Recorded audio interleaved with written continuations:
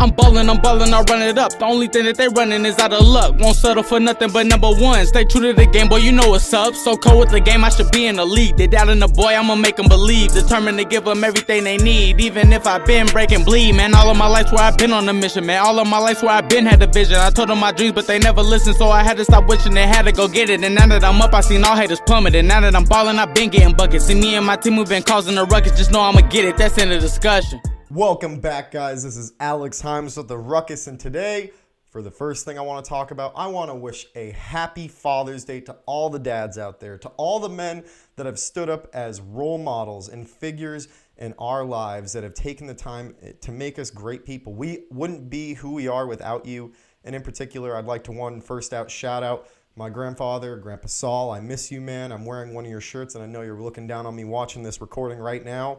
And two, I want to talk about my father. My father has been one of the biggest influences in my broadcasting career. At first, I wanted to go into real estate because I figured I could make a living doing that. And then on my off time, I could build this program and what I'm doing with what you guys are watching pretty much every week now. You know, my father sat me down my sophomore year of college and said, "Alex, what do you want to do?" And I told him, I want to go into real estate because I want to be able to make my money and then simultaneously develop this program.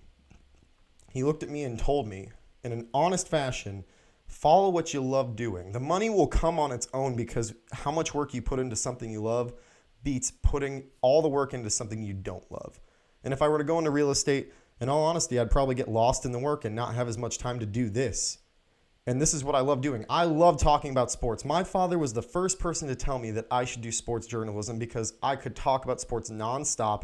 And honestly, I had enough opinions and just wouldn't shut up about it. So my father identified that, saw that in me, and I rolled with it. I started my own radio show. I've managed to start building this brand a little bit on my own.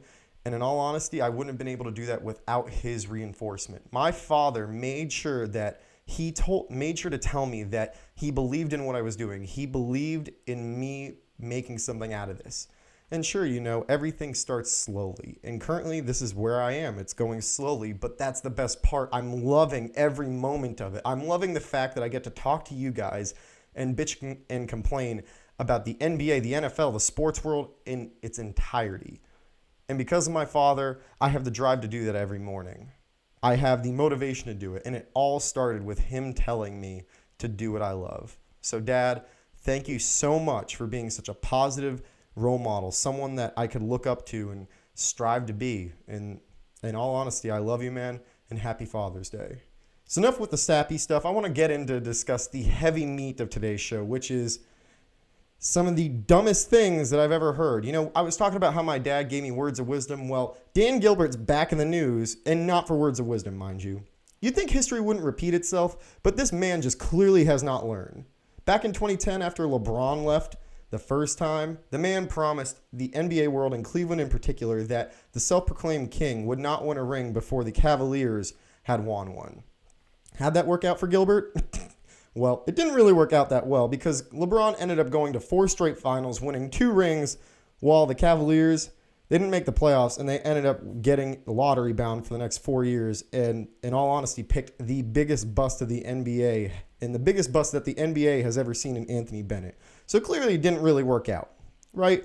Well, here we are all these years later, and Gilbert's back in the news for commentary. Now, before I get into this, I want to just say Dan Gilbert should shut the hell up and not speak for the rest of the offseason, all right? That being said, according to Brian Windhorst, the NBA veteran insider, Gilbert claims to have said that he's excited at the opportunity to build a team sans LeBron and build a title contender.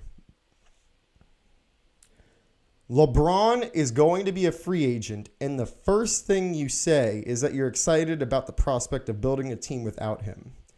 How stupid can you be? I mean, honestly, people, this guy is the biggest antichrist to his own team. We saw that LeBron does not like him. We know it. As soon as the finals were over and they were doing the team handshakes, LeBron went right past Dan Gilbert and started shaking all the other players' hands. Tells me something, right? Well, you're almost pushing this man out by basically saying to him, yeah, you know, I know you're a free agent, but I think we can do it without you. You're not helping your organization. Just shut up and let the people on the inside handle things, man. Come on. This guy is set to be the biggest free agent of the summer. And you are enticing him to walk away. It doesn't help that you help the Lakers clear cap room to potentially sign this guy or another max agent this free agency season. I mean, come on. Dan, sit back and let your people do the talking for you. You would think that history would have shown him, maybe not to open your mouth and maybe to think about what you have to say before you say it. But clearly Dan Gilbert hasn't learned. And because of that, LeBron James is going to be leaving Cleveland. That's what his statement tells me. It tells me that LeBron has already decided and that he will be leaving Cleveland. And now Dan Gilbert is just lucky enough that the Celtics basically gave him an 8th overall pick in exchange for Kyrie Irving. Thank you for Kyrie, though, by the way, I might add. But because LeBron is going to be leaving, I want to discuss the 3 potential destinations and my personal favorite destinations. And number 1, of course, is going to be where I am now in sunny California and Los Angeles, all right? This, to me, seems like the most realistic destination, and after watching the NBA season play out, really, it seems like a match made in heaven. And it makes me very, very annoyed to admit it because I am the Celtics fan, and I don't want to see the Lakers get such great players, but it's the truth. The Lakers seem like the most likely destination to land LeBron James at this point, all right? LeBron has a bunch of reasons to come to Los Angeles. First and foremost, they can sign him outright in free agency. They don't have to make moves. They can sign him outright. And then on top of that, they can turn right around after signing him and sign another big-name free agent, then clear the decks with a couple of their really, really good assets and get another big guy in. Secondly, they have enough assets. Yeah, I just mentioned that. But the assets being guys like Ball, Ingram, Hart, and Randall if he re-signs, and not to mention Kuzma. That way, when LeBron, if he does show up in Los Angeles, he can have guys to build around, and particularly Kuzma, I might add, and guys that they can use as trade bait to land other names. So either way, it works out for LeBron because if he ends up playing with Lonzo Ball, he's got a great point guard to lead the way, maybe not lead the way, but a great point guard set in the system already, and he has young, youthful talent on decent deals that can be very good players to surround him with. Now, those players can also be turned into, a guy like Kawhi Leonard or a sign and trade potentially for Paul George in Oklahoma. Call me crazy, but that seems pretty decent right off the bat. And the third reason is the external stuff. I want to take a moment to state that we should not be bringing LeBron James's kids into this. I agree wholeheartedly with Stephen A. Smith. Yeah, the kids have been looking potentially at schools in the LA area or in the California area. I don't know. I don't want to go into that because they're kids. Leave them out of it. The other side of it, though, is that LeBron does have 2 houses here. He does spend time here in the summer. And the other 2 things with that are the business ventures that being in Los Angeles brings and the potential movies that he could do. Space Jam 2.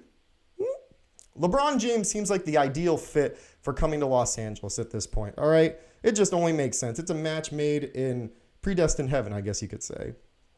The second destination, I'm a little biased, but let me explain, is my Boston Celtics. Now, it's not the destination that he can go to and be signed to outright because the Celtics don't have the money to sign him. But from a standpoint of the Cavaliers trying to recoup assets if they do, in fact, lose LeBron, the Celtics have all of that. They have the treasure chest of things that Danny Ainge has gotten ready for these guys. LeBron can be traded to Boston in a sign and trade potentially, be paired with the best coach in the NBA and the best player on the floor. That means you have the best coaching mind on the floor mixed with the best player on the floor. And that within it of itself should be a ticket to the NBA Finals, especially with how the Celtics played this season. The Celtics can offer many of those assets. Guys like Terry Rozier, Kyrie Irving, veterans on expiring deals, the draft choices, Marcus Smart, and Gordon Hayward, considering Jason Tatum made him a little expendable this season.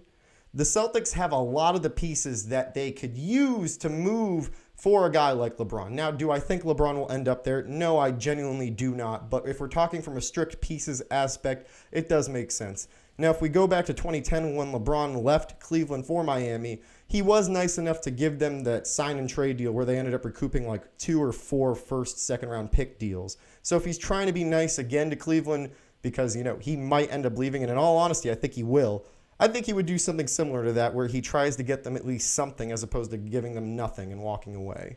Now, my third destination is the place where I hope he stays. And yeah, the word should say it alone, the Cavaliers. I think that I'm biased. I love watching guys play their entire careers with teams, and I know that he didn't play his entire career with Cleveland, but there's just so much with Cleveland for him that's special that I don't want him to leave. I think that it would be sad to watch him leave and go to another team, even though he'll be great with whatever team he ends with.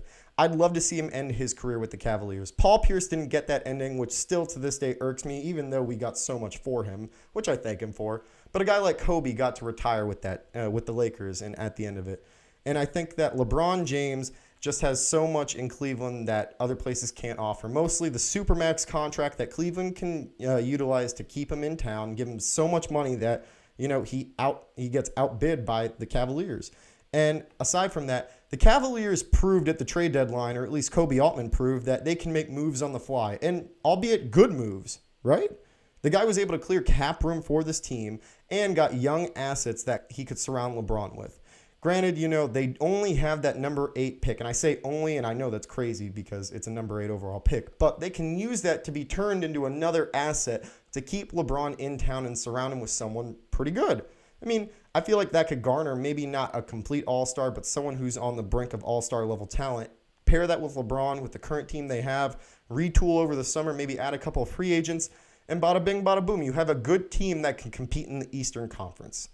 I don't know, call me crazy, but it just me as an NBA fan, I'd love to see LeBron retire with the Cavaliers because I think that's the storybook ending we've all wanted. The guy managed to have the most unreal finals comeback and win and won for that team. That's his home state. That's where he started his career. That's where he had many battles with my Celtics and all these other teams and still fought through and ultimately won.